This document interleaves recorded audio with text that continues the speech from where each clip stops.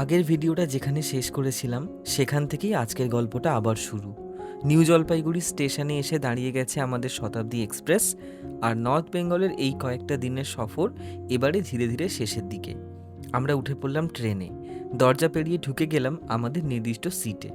এই ট্রেনটা আমাদের নিউ জলপাইগুড়ি থেকে কলকাতা পৌঁছে দেবে মাত্র 8 ঘন্টার মধ্যে। আর সেই কারণেই শতাব্দী এক্সপ্রেসে কোনো স্লিপার বা শোয়ার ব্যবস্থা নেই, পুরো ট্রেনটাই চেয়ার কার, অর্থাৎ বসার জন্য কমফোর্টেবল সিট। অবশ্য শতাব্দীর বদলে যদি অন্য কোনো ট্রেন থাকতো, যেমন ধরুন দার্জিলিং মেল বা পূর্বা এক্সপ্রেস, তাহলে স্লিপার বা অন্য ধরনের কোচের অপশান থাকতো।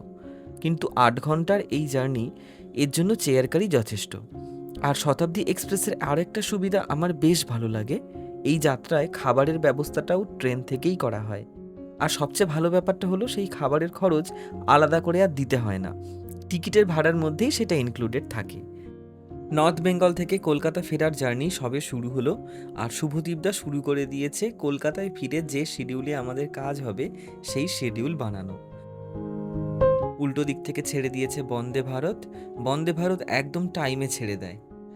ট্রেনে উঠে নিজের সিটে বসার কিছুক্ষণ পরেই আইআরসিটিসির তরফ থেকে দিয়ে গেল একটা ছোট্ট টি কিট।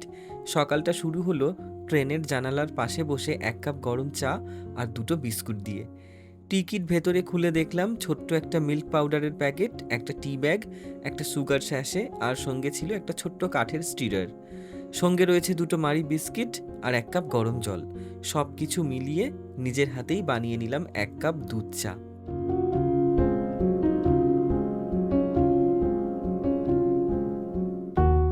এরপর কিছুক্ষণ পরেই চলে এলো সকালের ব্রেকফাস্ট। ব্রেকফাস্টে ছিল বাটার ব্রেড, অল্প সবজি সেদ্ধ, 2টো ভেজিটেবল চপ, একটা ম্যাঙ্গো ড্রিঙ্ক, একটু বাটার আর সস। দুপুরের খাবারে নিয়েছিলাম ভেজ, ভাত, ডাল, রাজমার তরকারি, সঙ্গে একটু পনির, টক দই, কয়েকটা রুটি, আর সঙ্গে 1 প্যাকেট আচার। খাবারটা খুব একটা ভারী নয়, আবার যাত্রাপথে পেট ভরানোর জন্য যথেষ্ট। খাওয়া শেষ করে আমরা ফিরে এলাম জানালার পাশে। তারপর ট্রেন ছুটে চলেছে নিজের গতিতে, আর কখন যে সকাল পেরিয়ে দুপুর হয়ে গেল সেটা বুঝতেই পারিনি। অবশেষে সেই মুহূর্তটা এসেই গেল। ট্রেন ধীরে ধীরে ঢুকে পড়েছে আমার চেনা শহর কলকাতার বুকে। জানালার বাইরে তাকিয়ে দেখছি একটার পর একটা ট্রেন ধীরে ধীরে এগিয়ে যাচ্ছে হাওড়া স্টেশনের প্ল্যাটফর্মের দিকে। আর যতই আমাদের ট্রেনটা স্টেশনের দিকে এগোচ্ছে, ততই মনে হচ্ছে আমি বাড়ির আরও একটু কাছে চলে এসেছি। কতদিন পর আবার এই শহরে পা রাখবো, যে শহরের রাস্তা আমার চেনা, যে শহরের ভিড় আমার চেনা, যে শহরের ব্যস্ততার মধ্যেই আমার প্রতিদিনের জীবনটা কেটে যায়। নর্থ বেঙ্গলের এতদিনের পথ, এতগুলো স্মৃতি, এতগুলো মুহূর্ত পেরিয়ে এবারে আবার ফিরে আসছি নিজের শহরে। ট্রেনটা যতই ধীরে হচ্ছে, মনের ভেতর অপেক্ষাটা যেন ততই বাড়ছে। কারণ গন্তব্যটা শুধু হাওড়া স্টেশন নয়, গন্তব্য বাড়ি। আর আজ কতদিন পর আবার সেই বাড়ির দরজায় পা রাখবো, এই অনুভূতিটা সত্যিই অন্যরকম। হাওড়া পৌঁছানোর আগে ট্রেনের মধ্যে সবাই শেষবারের মতন একটা সেলফি তুলে নিলাম। কয়েকদিনের এই একসঙ্গে পথ চলা, হয়তো এই মুহূর্তগুলোই পরে সবচেয়ে বেশি মনে পড়বে। তারপরে ট্রেন যখন থামলো, আমরা সবাই নেমে পড়লাম হাওড়া স্টেশনের প্ল্যাটফর্মে। কিন্তু তখনও কেউ নিচের পথে বেরিয়ে যায়নি। আগে দেখে নিলাম আমাদের প্রত্যেক ক্রু মেম্বার ঠিকঠাক নেমেছে কি না। একসময় সবাই এসে জড়ো হলো, আর ঠিক তখনই বুঝলাম এই একসঙ্গে পথ চলাটাও এবারে শেষ।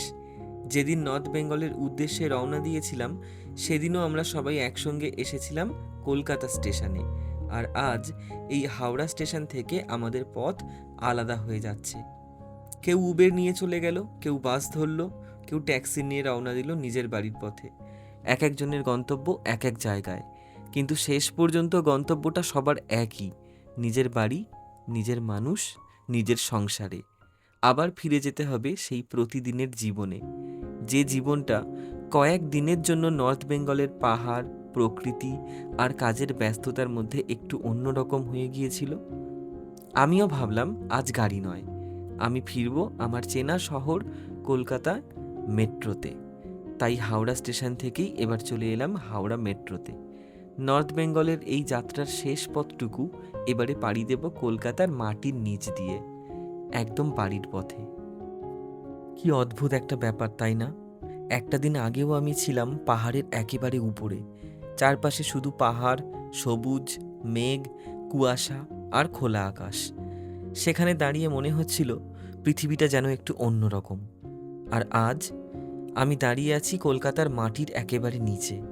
এই যে সামনে মেট্রোর প্ল্যাটফর্মটা দেখছেন, এটা আসলে মাটির নিচে তৈরি একটা আস্ত শহর। ভাবতে অবাক লাগে, মাত্র একটা দিনের ব্যবধানে আমার অবস্থানটাই যেন পুরোপুরি বদলে গেল। গতকাল পাহাড়ের উপরে দাঁড়িয়ে দূরের আকাশ দেখছিলাম, আর আজ সেই পাহাড় থেকে অনেকটা দূরে এসে শহরের মাটির নিচে দিয়ে ছুটে যাব আমার বাড়ির দিকে। নর্থ বেঙ্গলের সেই নিরিবিলি পাহাড়ি পরিবেশ, সেই ঠান্ডা হাওয়া, সেই সবুজ, সব কিছু এখন অতীত হয়ে গেছে। আমি আবার ফিরে আসছি আমার চেনা কলকাতায়। চেনা রাস্তা, চেনা ভিড়, চেনা ব্যস্ততা। আবার শুরু হবে সেই প্রতিদিনের জীবন। তবে এই কয়েকটা দিনের স্মৃতিগুলো সঙ্গে করেই নিয়ে ফিরছি। কারণ ভ্রমণ শেষ হয়ে যায় হয়তো, জায়গা হয়তো বদলে যায়, কিন্তু কিছু মুহূর্ত মনের মধ্যেই থেকে যায়। আর আজ সেই মুহূর্তগুলোকে সঙ্গে নিয়েই আমি এগিয়ে চলেছি। আর একটু, আর একটু পথ, তারপরেই বাড়ি।